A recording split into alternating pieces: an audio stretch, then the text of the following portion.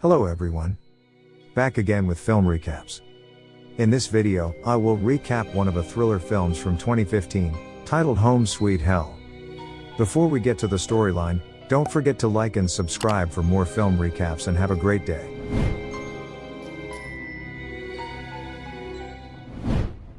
The film begins by showing a beautiful and peaceful residential area, where a family who lives there appears to be an ideal family, happy and prosperous materially. The husband's name is Don, and his wife's name is Mona. They have two children named Allison and Andrew. In this family, Mona dominates with her overbearing attitude, and whatever she says must be followed. Their husband and wife relationship is very rigid, and everything must be programmed according to Mona's will. The days they go through are far from cheerful, or intimate in the way that a healthy family should be. In fact, Mona has an excessive insecurity about her children, where she requires them to always be winners in everything, even if it must be achieved in a bad way. Any form of violation or disobedience will be fatal, and they will get serious punishment from her. Don is actually quite depressed and not happy with this situation, coupled with Mona, who often refuses to make out with him. This is because Mona is someone with high aspirations, and she is also someone who meticulously schedules everything, including the time available for her to make out with Don. Don chooses to be patient and accept the circumstances of his life on the pretext of keeping the peace in his family. When it comes to their professional lives, Don works as a manager in a fairly large furniture store. This shop was built with funds provided by Mona's parents, which means that Mona is technically the owner of the store. One day, the store holds a recruitment for new employees, and a woman named Dusty shows up for an interview at Don's shop. Don appears to have been attracted to Dusty from the moment they first met. Plus, Don's employee and neighbor named Lay expresses his joy by simply telling Don to accept the woman's application. He also explains that they need something to look at to take their minds off their stressed marriage. Meanwhile, there is a man appears to have just finished killing someone. He then watches the TV commercial for Don's furniture shop, which is currently airing. It turns out that this man and his gang have begun to follow Don and his wife's whereabouts and activities. Don, on the other hand, continues to spend boring days with his wife, and one of the gang members has been following him around to find out where he lives. Until one day, he finally manages to get away from it all by having an affair with Dusty. It is at this point which their relationship begins to deepen and become more intimate. Don and Mona's relationship becomes even less interesting as a result of this. Everything goes smoothly for Don at first, and he is able to keep his affair hidden from Mona. Until one day, when Don's family is holding a party, Dusty tells a really bad news for Don that she is expecting his child. As a result, Don is completely taken aback to know about this, since Dusty has taken pregnancy-design pills before. Dusty also refuses to abort the pregnancy because she really wants to have children. Plus, she keeps urging Don to take responsibility for their wrongdoing. Don then goes to meet Lay and asks him for some advice about Dusty's pregnancy. As most people would do, Lay suggests to Don that he give Dusty some money in exchange for her silence, and for her to leave Don's life. Lay believes that women such as Dusty are the types of gold diggers, who have a proclivity for blackmailing well-established men like Don. And what Lay said is actually true, because it turns out that Dusty is a lover of a gangster named Murphy, the man we saw earlier. In other words, Murphy assigns Dusty the task of luring well-to-do men, so that they can take some of their wealth. However, this time it seems that Dusty really likes her target. Long story short, Don follows Lay's advice, and he then gives Dusty $13,000. Don then asks her to put an end to their relationship and not to see him again in the future. But Dusty refuses because she feels like she is being treated like a whore. At this point, Don is really worried that his mistake would destroy his household, the loss of his children, and of course Mona would act out of control. Worse yet, the extortion does not stop there, because $13,000 is not enough money for Murphy. So he now orders Dusty to ask Don for more money, and this time he asks for a larger sum of $25,000. The only problem is that Don has absolutely no money left, and is baffled as to what he should do about Dusty, who continues to blackmail him. Since he has no other choice, Don finally decides to take the risk of being honest with his wife, and tell Mona everything he has done. What did you do? What is it? Well, it's not easy to feel like I Spit it out! I've been having an affair at the store with Dusty, the sales girl. Surprisingly, Mona looks a bit calm and responds in a way that Mike doesn't anticipate. Instead, she asks whether Don still loves her, to which Don responds that he loves her and their children very much, and would do anything to correct his mistake. Well, it won't be that simple, as Don will still have to deal with his wife's rage, where Mona begins to bring up everything she's done, as well as all the opportunities she and her parents have provided him.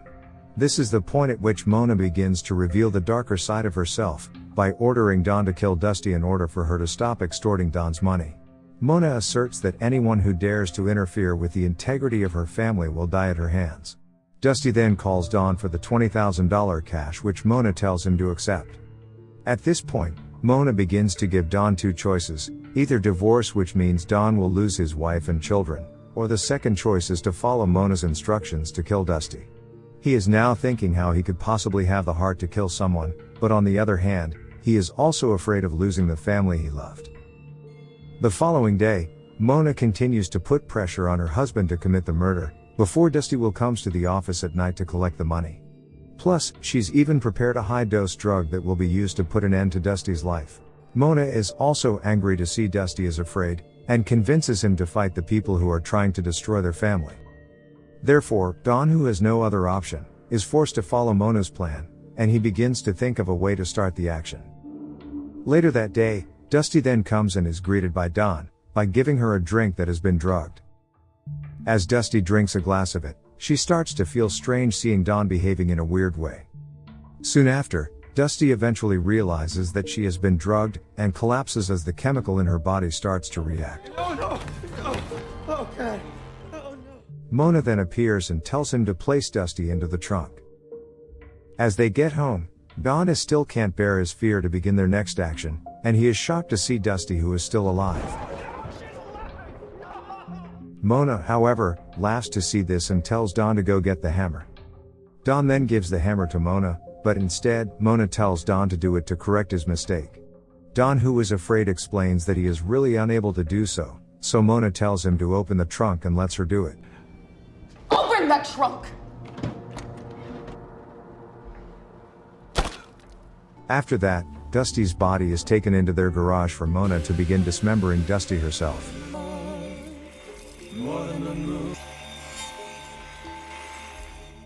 Don can't bear to see all of that and rushes to the toilet, where he only surrenders to everything that's going on and throws up. Murphy, on the other hand, is growing suspicious because Dusty has been missing for several days with no word from her. The next day, when Don comes home from work, he is panicked after seeing Murphy talking to his son outside the house. It turns out that Murphy tells Don to meet him, where he wants to inquire about Dusty's whereabouts. When Murphy meets Don at a club, Murphy immediately asks where Dusty has disappeared. At this point, Don can still tell the lie that he gave Dusty the money, and that he has no idea where Dusty has disappeared to. Since Dusty has gone with the money, Murphy pushes Don to give him $20,000 by tomorrow, or else he will do bad things to his wife and child. After the meeting, Mona tells Don that they must dig Dusty up again, and go to the house of Dusty and the gangsters. At this time, Mona has a plan to deal with the gangsters during the night. Don and Murphy will meet again in a club. As she arrives in front of the house, Mona proceeds to break into the gangsters' house, and no one is there since they're already in the club. Mona then places something in the refrigerator which turns out to be Dusty's body parts, including the part of her head that she had beheaded some time ago. Not long after, one of the gangsters came with a woman, and Mona quickly kills them with a kitchen knife she took from the house. Once Mona has left the house, the guy who is still alive calls Murphy and tells him about what has happened at their house. Mona, on the other hand, takes the undercover phone and calls the police to report the disturbance coming from Murphy's house. As soon as Murphy hears this, he rushes to the house, where he is shocked to see all the chaos that had been done by Mona in his house. He also discovers the remains of Dusty's body, which Mona had placed in the refrigerator. It is at this moment that Murphy finally realizes that he has been trapped by Mona, with all the evidence of murder that points to him. At the same time, the police arrive, and his man is shot to death by them. But Murphy manages to sneak away to beneath the house through a secret door.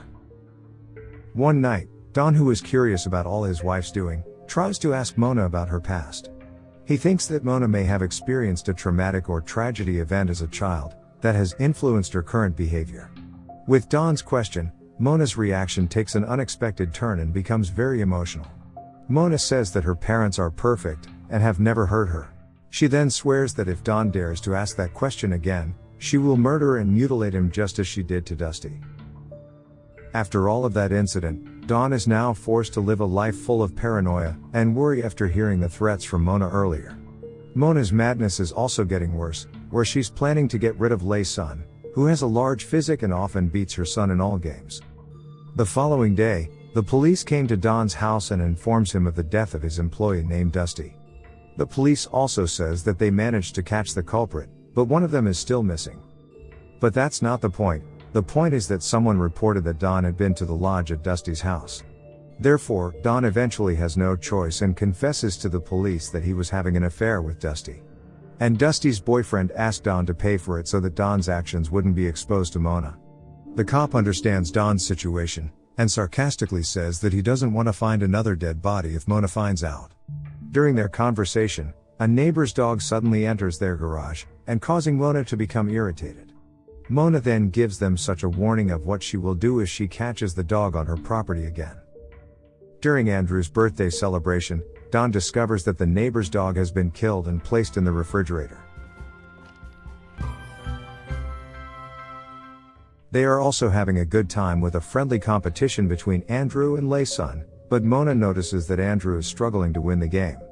As a result, she becomes angry and says that the competition is unfair because she thinks Leigh's big son has been taking steroids. Dawn also sees Mona insulting the child's mother who is suffering from Crohn's disease, and Mona wishes her to shit herself to death. The moment Allison notices that her brother is having difficulty, she quickly grabs the stick and smashes the unicorn until it is crushed. We can see that Allison is Mona's favorite child, and Mona always treats her better than Andrew. Seeing how his son is treated makes Dawn sad, and he believes that in the future, his daughter Allison will become more and more like Mona. Finally, he decides that it is time to end all of madness from his wife. He then shut off the electricity in his home garage lamp to create an electrical short that would result in a spark. After doing some test, he opens the gas cylinder valve to let the gas escape and fill the garage. He then asks his wife to go to the fridge at garage and get him some beef, while Dawn will check on the grill. As Mona is making her way to the garage, Dawn quickly gets out of there and walks away as if nothing is going on. Meanwhile, Mona is in the garage, and when she opens the lamp, an electric spark appears. As a result of the spark, the garage, which had been filled with gas, explodes, and killing Mona.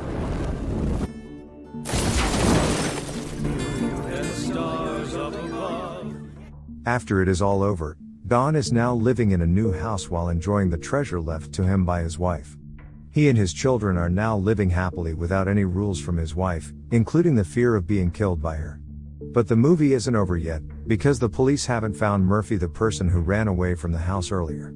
We can see that Murphy is following Dawn's car from behind, and the film ends during the credits with the sounds like Dawn has been shot twice by Murphy.